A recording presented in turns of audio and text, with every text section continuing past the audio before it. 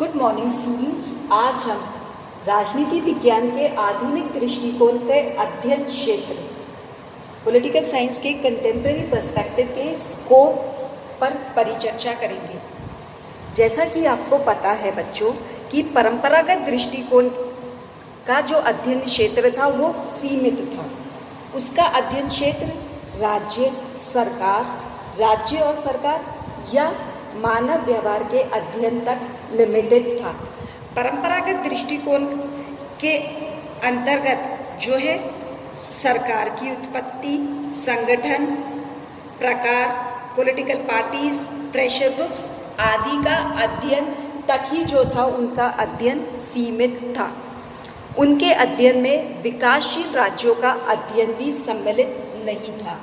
किंतु आधुनिक दृष्टिकोण ने पॉलिटिकल साइंस को एक नई डायरेक्शन दिया, एक नया आयाम दिया, नई दिशा दी। उन्होंने राजनीति विज्ञान के अध्ययन क्षेत्र को बहुत अधिक विस्तृत एवं व्यापक किया।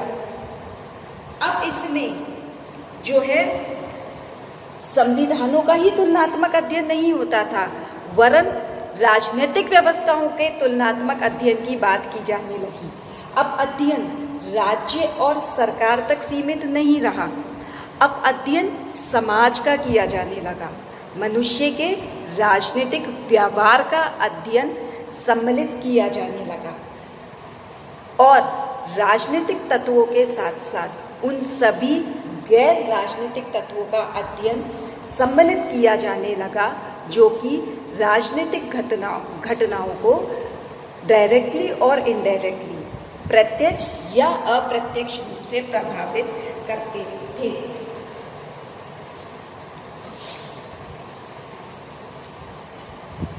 हाइनेमन के शब्दों में राजनीति शास्त्र का क्षेत्र अब इतना ज़्यादा व्यापक हो गया था कि उसमें संस्थागत संगठन, निर्णय निर्माण और क्रियाशीलता की प्रक्रियाओं, नियंत्रण की राजनीति, नीतियों और कार्यों का विधिवत प्रशासन के मानवीय वातावरण को भी सम्मिलित किया जाने लगा था।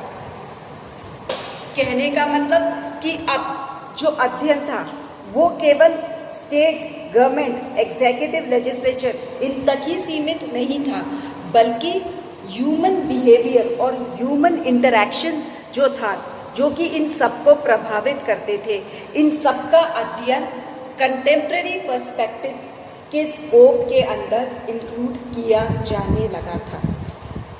एज अ रिजल्ट क्या हुआ कि जो कंटेम्प्रेरी पर्सपेक्टिव का जो स्कोप था अब वो केवल पॉलिटिकल साइंस तक ही सीमित नहीं था, रादर उन्होंने एक सोशियोलॉजिकल अप्रोच, समाजशास्त्रीय दृष्टिकोण अपना लिया था, जिसमें सोसाइटी एक यूनिट थी, समाज एक, अगर मैं बात करूं तो इकाई बनने लगी और परिवार,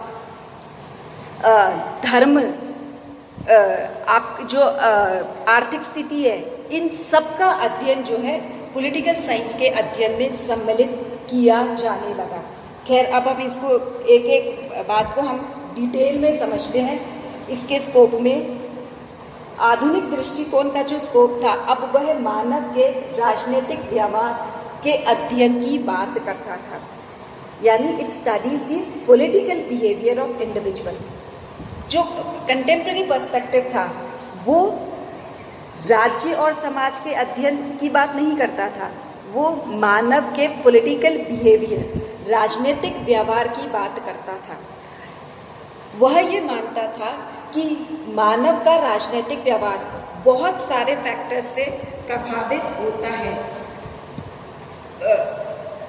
वो फैक्टर्स केवल पॉलिटिकल ही नहीं होते, वो नॉन पॉलिटिकल भी होते हैं, वो सोशियोलॉजिकल भी होते हैं, वो साइकोलॉजिकल भी होते हैं, वो एंथ्रोपोलॉजिकल भी हो सकते हैं। तो उन सारे फैक्टर से जो है मानव के जो है राजनीतिक व्यवहार वह प्रभावित होता है। तो अब मॉडर्न पर्सपेक्टिव में इन सारे फैक्टर्स को ध्यान में रखते हुए, यानी पॉलिटिकल और नॉन पॉलिटिकल, राजनीतिक और जो अराजनीतिक या जो गैर राजनीतिक तत्व थे, उन सबका अध्ययन सम्मिलित किया जाने लगा। क्योंकि आधुनिक राजनीतिक विचारकों का यह मानना था कि मानव का जो राजनीतिक व्यवहार जो है वह इन सारे फैक्टर्स से प्रभावित होता है। इसीलिए हमें राजनीतिक कारकों के साथ साथ गैर राजनीतिक कारकों का भी अध्ययन किया जाना चाहिए। उनका यह भी मानना था कि राजनीतिक व्यवहार को यथार्थ और एक्चुअल रूप में समझने की ज़रूरत है। उन्होंने अपने अध्ययन क्षेत्र में राजनीतिक एवं गैर राजनीतिक भावनाओं, मान्यताओं एवं शक्ति के अध्ययन को सम्मिलित किया, जो ह्यूमन के पॉलिटिकल बिहेवियर को डायरेक्टली इनडायरेक्टली प्रभावित करती है। तो पहला पॉइंट क्या है कि मॉडर्न पर्सपेक्टिव मानव के पॉलिटिकल बिहेवियर के अध्ययन की बात करते हैं। ह्यूमन बीइंग जो है वो एक कंप्लीट एंटिटी है। हम उसका पॉलिटिकल बिहेवियर उसकी पूरी पर्सनालिटी से अलग नहीं कर सकते। उस मानव का पॉलिटिकल बिहेवियर कैसा होगा ये उसकी एक कंप्लीट पर्सनालिटी पर निर्भर करता है। तो उस कंप्लीट पर्सनालिटी में पॉलिटिकल फैक्टर्स के साथ साथ जितने भी और सारे नॉन पॉलिटिकल फैक्टर्स आते हैं, उन सारे पॉलिटिकल और नॉन पॉलिटिकल फैक्टर्स का अध्ययन अब पॉलिटिकल साइंस के क्षेत्र में किया जाने लगा था। दूसरी बात, समाजशास्त्रीय दृष्टिकोण।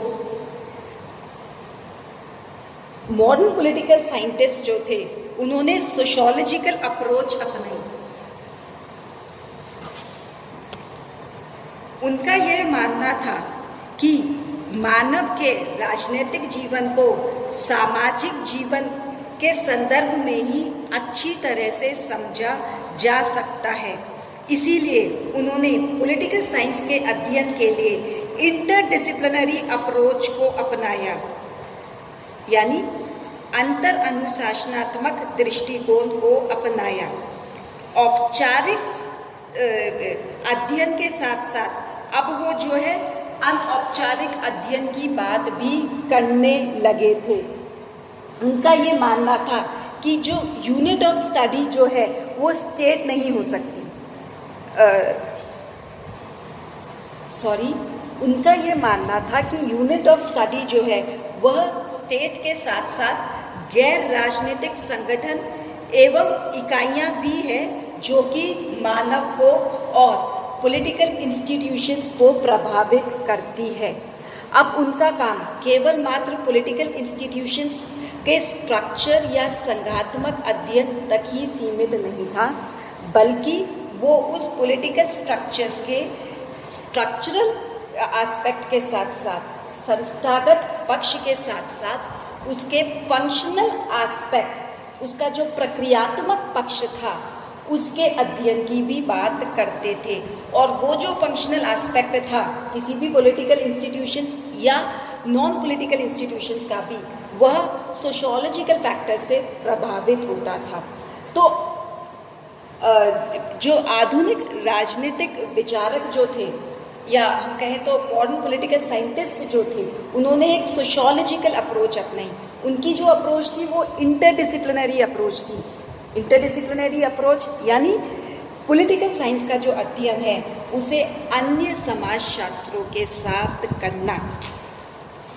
अगर हमें किसी पॉलिटिकल इंस्टीट्यूशन का अध्ययन करना है तो उस पॉलिटिकल इंस्टीट्यूशन वो कैसे कार्य करती है, उसके जो फंक्शनल एस्पेक्ट है उसे समझने के लिए हमें सोशियोलॉजिकल, इकोनॉमिक, साइकोलॉजिकल, कल्चरल, ये जितने भी एस्पेक्ट्स हैं उन सारे एस्पेक्ट्स का अध्ययन करना। ये सब चीज़ें अब पॉलिटिकल साइंस का जो कंटेम्प्रेरी पर्सपेक्टिव था इसके अंदर सम्मिलित की जाने लगी थी। नेक्स्ट, विभिन्न अवधारणाओं का अध्ययन। जो कंटेम्प्रेरी पॉलिटिकल साइंस थी, अब वो न्यू कॉन्सेप्ट्स और न्यू अवधारणाओं का अध्ययन जो है उसने पॉलिटिकल साइंस के अंदर इंक्लूड कर लिया था। Power, influence, decision making, leadership, elite, ये जो नए कॉन्सेप्ट्स थे, शक्ति, निर्णय प्रक्रिया, अभिजन वर्ग, ये जो नई अवधारणाएं थी, अब ये नवीन अवधारणाओं का राजनीति विज्ञान के अंदर जो है इसका का अध्ययन सम्मिलित किया जाने लगा था।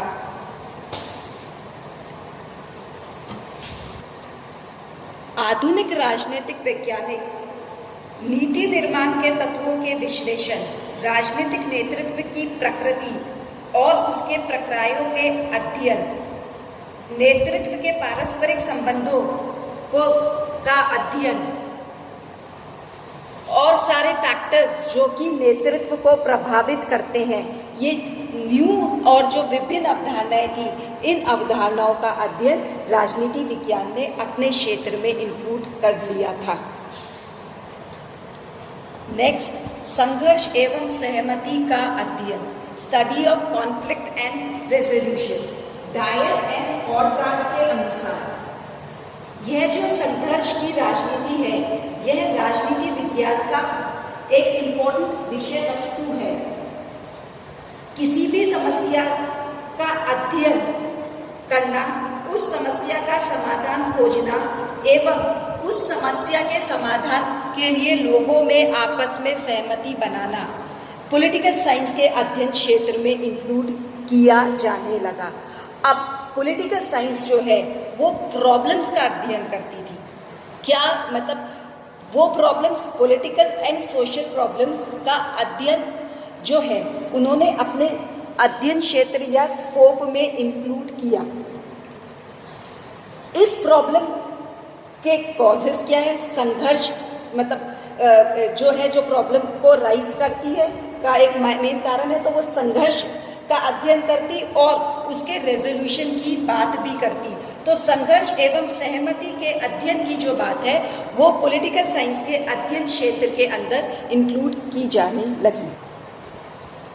मॉडर्न पॉलिटिकल साइंटिस्ट का मानना है कि किसी भी सार्वजनिक समस्या पर विभिन्न व्यक्ति, राजनीतिक दल और समूह जो है विरोधी उनके विचार हो सकते हैं। वह यह भी मानते हैं कि इस संघर्ष का उद्देश्य क्या है कि सहमति बनाना, जिससे कि समस्या के समाधान की बात हो सके। अतः संघर्ष के साथ साथ सहमति का भी राजनीति विज्ञान के अंदर अध्ययन किया जाने लगा। आधुनिक दृष्टिकोण के अनुसार राजनीतिक महत्व की सार्वजनिक समस्याओं पर पाए जाने वाली संघर्ष एवं सहमति की प्रवृत्ति का अध्ययन जो है वो मॉडर्न पॉलिटिकल साइंस का अध्ययन क्षेत्र बना। मॉडर्न पॉलिटिकल साइंटिस्ट जो थे वह ये मानते थे कि जितना भी अध्ययन किया जाए पॉलिटिकल साइंस के अंदर, वह वैज्ञानिक पद्धति और वैज्ञानिक उपागम पर आधारित हो। यानी जो अध्ययन किया जाए वो कोई कल्पना के आधार पर ना हो, वो कोई तर्क के आधार पर ना हो, बल्कि उसके लिए वैज्ञानिक जो मेथड्स है, साइंटिफिक टूल्स एंड टेक्निक्स है, उनका प्रयोग किया जाए। इसके अंदर जैसे वो ये मानते हैं कि स्टैटिस्टिक्स, ग्राफ्स, ये जो मेथड्स हैं इनका प्रयोग राजनीति विज्ञान के अध्ययन क्षेत्र में किया जाए। उनका यह भी मानना था कि जितना भी अध्ययन हो पॉलिटिकल साइंस के अंदर वो रियलिस्टिक अध्ययन हो, which should be based on facts. वह जो अध्ययन है वो यथार्थवादी हो, जो कि तथ्यों पर आधारित हो, न कि किसी कल्पना मात्र पर। तो जहाँ तक अगर हम पॉलिटिकल साइंस के कंटेम्प्रेरी पर्सपेक्टिव के अध्ययन क्षेत्र की बात करें तो हम ये कंक्लूड कर सकते हैं कि मॉडर्न पॉलिटिकल साइंस में जो मॉडर्न पॉलिटिकल साइंस ने पॉलिटिकल साइंस का जो अध्ययन क्षेत्र था उसको जो है बहुत अधिक विस्तृत करा, उसमें न्यू कॉन्सेप्ट्स को इंक्लूड करा। उन्होंने जो है उनका यह मानना था कि यह जो अध्ययन क्षेत्र है वो यथार्थवादी होना चाहिए। यह अध्ययन क्षेत्र जो है तथ्यों पर आधारित होना चाहिए, वो तथ्य जिनको कि आप एनालिसिस कर सके, उन तथ्यों को आप मतलब वो ये मानते थे कि जो डाटा है, जो फैक्ट्स हैं उनका जो फैक्ट्स हैं उन्हें इकट्ठा किया जाए और जो डाटा आप इकट्ठा कर रहे हो उन डाटा का आप विश्लेषण करें, एनालिसिस करें और उसी के आधार पर आप कोई सिद्धांत निर्माण की बात भी करें। तो बेसिकली जो थे वो डाटा कलेक्शन, डाटा प्रोसेसिंग और डाटा एनालिसिस की बात भी करते थे और उसका भी जो अध्ययन है वो अपने अध्ययन क्षेत्र के अंतर्गत लाते थे। मैं कहूँ तो डाटा कलेक्शन, प्रोसेसिंग और एनालिसिस।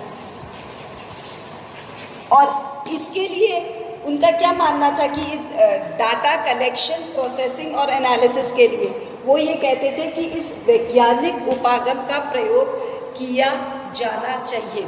तो अल्टीमेटली वो एक जो बात करूं तो कहीं पर भी उनके आदर्श की बात नहीं थी, वो एक रियलिस्टिक यथार्थवादी अध्ययन की बात करते थे। टू कंक्लूड हम ये कह सकते हैं कि contemporary perspective of political science ने राजनीति विज्ञान का जो पूरा जो सब्जेक्ट मैटर था, जो स्कोप था, उसका जो स्वरूप और क्षेत्र था उसमें तेजी से बदलाव लाए और उसके क्षेत्र में बहुत व्यापक परिवर्तन करे। नई अवधारणाएं, पद्धतियां और तकनीकों का विकास किया जाने लगा। राजनीतिक संस्था अब विश्लेषण और शोध की मूल इकाई न रह गई, बल्कि अध्ययन की मूल इकाई अब मानव का राजनीतिक व्यवहार बन गया। मॉडर्न पर्सपेक्टिव ने पॉलिटिकल साइंस को जो है एक नया आयाम, एक नया क्षितिज उनके सामने ओपन किया। Thank you.